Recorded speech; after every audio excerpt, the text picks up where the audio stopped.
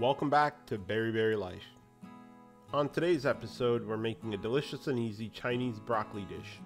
So let's get started. We'll start by preparing the sauce. We'll add a 1/4 cup of water to a small pan, and to it, add a tablespoon of cornstarch. Then we'll turn on the heat to low and continue stirring. Next, we'll add some sliced garlic. If we don't stir, the cornstarch will coagulate. If that happens, don't worry. You can always add more water and break it up.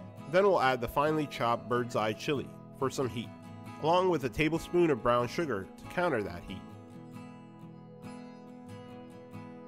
We'll also add 2 tablespoons of vegan oyster sauce, which is actually made from mushrooms, and continue stirring until the sauce is silky smooth.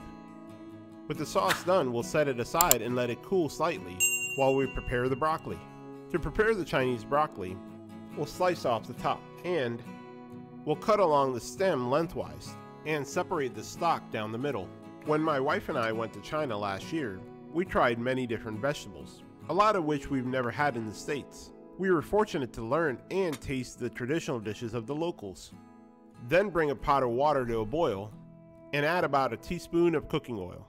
The oil helps the cooked Chinese broccoli shine like in the restaurant. Then we'll drop in the Chinese broccoli and cook them for about 60 seconds. Chinese broccoli symbolizes prosperity and good fortune in China and other Asian countries, especially when enjoyed during celebrations and festivals. Now, we'll remove them to a bowl. Different regions in China prepare this dish with their own unique twist. For example, in Sichuan province, it's prepared with Sichuan peppers and garlic, whereas in Guangzhou, it's often stir-fried with oyster sauce.